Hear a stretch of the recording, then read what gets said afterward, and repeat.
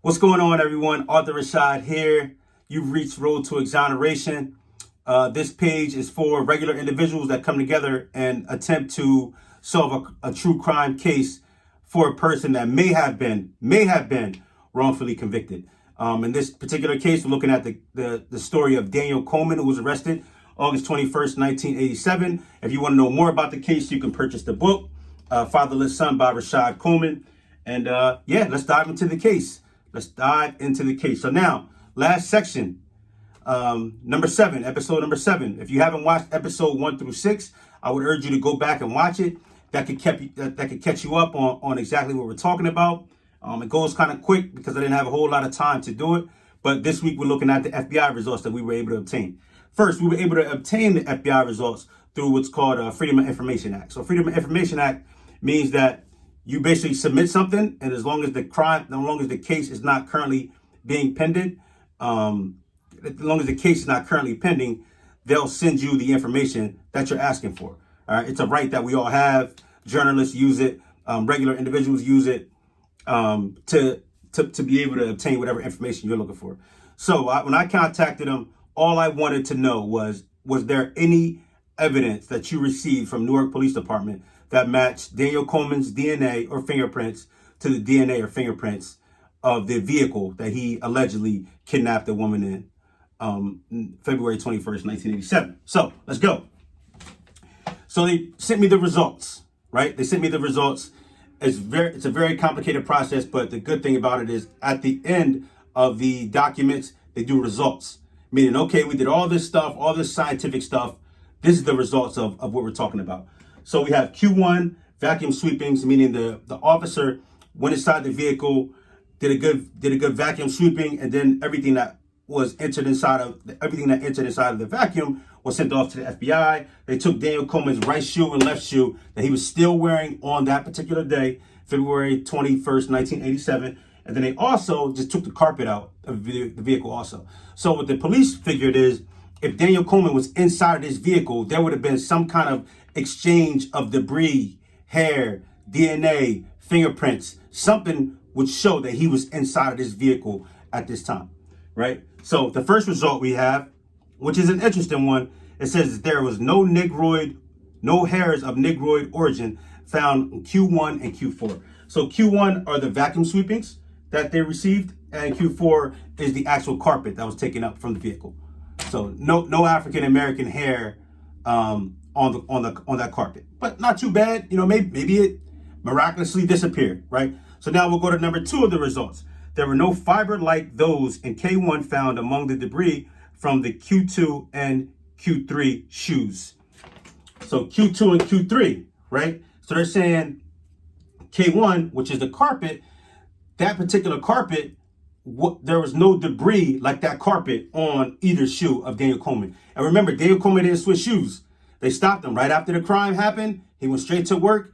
Once he got back to the police station, they took his shoes and sent it off to evidence. So those are the same exact shoes. No carpet on them, right? Third result, there were no hairs of Caucasian origin found on Q2 and Q3. This is an important one because the victim at the time was Caucasian, right? She was not only Caucasian, but of course, all her family members were Caucasian that were inside of the vehicle. So eventually there was hair left on the floor in the vehicle. So when they looked at Daniel Coleman's right shoe and left shoe, they found no hairs of Caucasian descent on his shoes.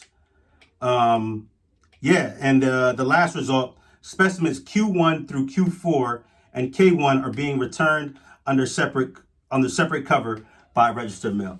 So Q1, K1, K4 all came back saying that Daniel Coleman's DNA hairs were not a match. Nothing matched. There was nothing that there was no physical evidence that would say Daniel Coleman was inside of that particular vehicle. Not even the victim, right? If you remember on the prior episode, even the victim said, "No, I don't think that's him on the night of the crime." So no physical evidence. Zero physical evidence at the time, right? The only evidence that they have is they say that the officer said that it looked like Daniel Coleman was on the ATM picture, which I've been unable to receive through Freedom of Information Act. But maybe that's something that you can help me with. Maybe that's something that you could take. Maybe you could take this avenue to get those pictures from the ATM at the time. So, what question did I have for Daniel? Right? There's one question that was hard for me to get over and to answer for myself, and that was, there was an individual that pointed you out in the lineup. How is somebody that doesn't have anything to do with the case point you out in the lineup? And the answer to that is when Daniel Coleman was arrested and he had to take a mugshot, Daniel Coleman was forced to put a hoodie on his head. So he put one of the jail jumpers on and put a hood on his head, and then they took the picture. With that picture, they then put that picture into a lineup, and I believe that's how one of the individuals pointed out Daniel Coleman. And even with that, you had 6 other witnesses, 5 of which that said it wasn't Daniel Coleman, one of which said it was a Caucasian male, but the one that did say it was Daniel, obviously, the picture might have looked like him because it was a black guy with the hood on. And last but not least, the fingerprints, the 9 fingerprints, 8 fingerprints and 1 palm print that was found inside of the vehicle. Not a match.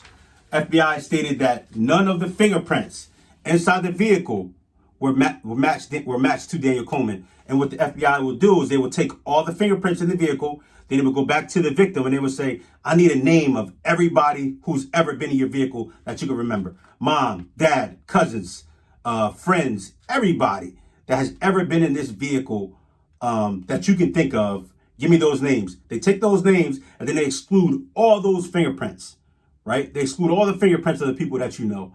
And then they were left with 8 fingerprints that they know was the suspect.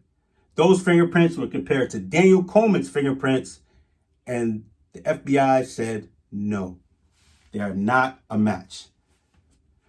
Now, where are we at with this case? So at that point, you would think that these things would be presented in court. Unfortunately, Daniel Coleman didn't have any of this FBI evidence presented to the jury in court. And I believe, even with the jury that they had, if they saw that Daniel Coleman's DNA did not match anything inside of the vehicle, I believe they would have said that Daniel Coleman was not guilty.